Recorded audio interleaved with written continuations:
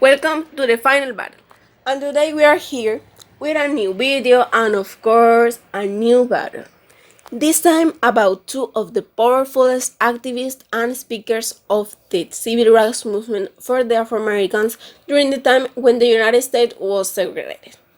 But really segregated, you know what I mean? Like bedrooms, water fountains, restaurants, movie theaters, schools, public service, all what people usually share. So here are our opponents. Michael King, then named as Martin Luther King Jr., was one of the greatest defenders of equality in the United States during the segregation and discrimination times in the 60s.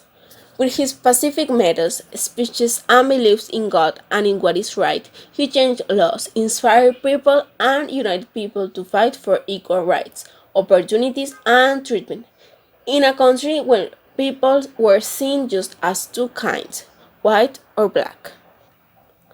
Malcolm Little, then named as Malcolm X, fought during all his life, since his hard childhood and until the start of the Black Power movement in the United States.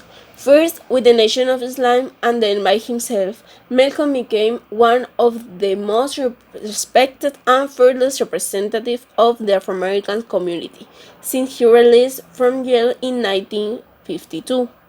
With his position of a black supremacy, armed self-defense, and great speeches, Malcolm X gave voice to many Afro-Americans who were shot by the whites and their unfair decisions. Now we will see these two giants battle to know who were the best representative of African Americans back in the time. Let the battle begin.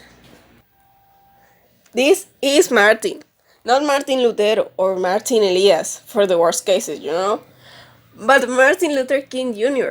Born January 5th, 1929 in Atlanta, Georgia, he had a great life in what is expected for anyone. His mother was a teacher, his father was a Baptist minister, and never needed something else. But because of his skin, he wasn't safe for the discrimination, and it knocked his door for the first time at a really young age. This kind of episodes made him think, who is gonna change this? When this is gonna change? The answer? He couldn't find it. So he did what just a few people actually do. He decided to become that answer. And this is the beginning of a long trip. He studied laws and became the minister of a Baptist church. He got married and had 4 beautiful children. With Mahatma Gandhi inspiration, God message, and talent to speak and express different things through his voice, he participated in different organizations, movements, and worked with different people to send a message for the American people. Everyone deserved an equal treatment, and it was his biggest dream. To achieve this goal, he did an amount of things, all of them based in the pacifism. He organized boycotts like the Montgomery bus boycott in December of 1955. Also, he organized several marches to protest against the unfair treatment for the Afro-Americans, like the March of Selma to Montgomery in 1965, and wrote more than 208 different speeches. During all his life, he stood up for the defense of equal rights, civil rights. Because of this, he was 16 times in jail, was really hated for the government, and was attacked for different enemies. But this was worth it. Because at the same time his house was burning down, he was changing unfair laws, especially the Jim Crow laws, like the famous Jim Crow laws. The segregated but equal statement and the mentality of the American people were changed forever. For all his efforts, humiliations, and sacrifices, he was awarded with the Nobel Peace Prize of 1964. What a guy, huh? Sadly, he was assassinated in April 4th, 1968. That day, the world lost an incredible man who will be remembered for all the good that he did and the opportunities that he gave for the Afro Americans in the United States and in all over the world.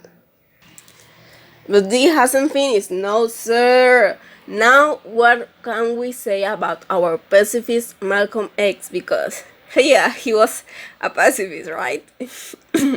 No, he really wasn't. But we are not talking about Malcolm Philip Silva or Malcolm Young, whoever it is. No, sir. You're talking about the Malcolm without an slave last name. This is Malcolm X. Born in May 9th, 1925, with a hard childhood full of fear, death, violence, and the system with him and his family, Malcolm left school and became a criminal for a few years since a really young age, until 1945 when he was sentenced between 8 and 10 years in jail. But this wasn't all bad, right? Because he had the opportunity to become a member of the Nation of Islam. And side to side with Elijah Muhammad, he represented this nation and spoke for the discriminated Afro American all over the world. Yes, sir, he did it. He gave emotional and motivational several speeches to convince other Afro Americans to fight for their rights and stood up for what they believed. But then he had an 1800-degree switch in his whole life. He left the Nation of Islam and became a solitary wolf. With this, the nation lost several followers, but well, it is what it is. So he kept talking and defending his and other people's view. Of course, his belief on violence, fearless voice, and position made him become an enemy and threat for the government. As a result of his effort, he inspired many people to follow the violence acts to defend their rights and their belief as well.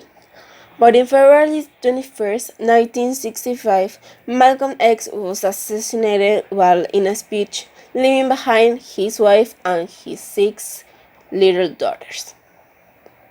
We can say that there wasn't a happy final for these two men, but their influence and change around the United States and all over the world paid the cost.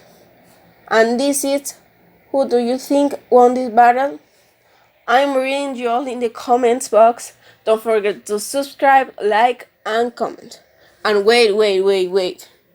Next week, we are going to have a spicy battle between two great and beautiful women singers, Madonna and Lady Gaga.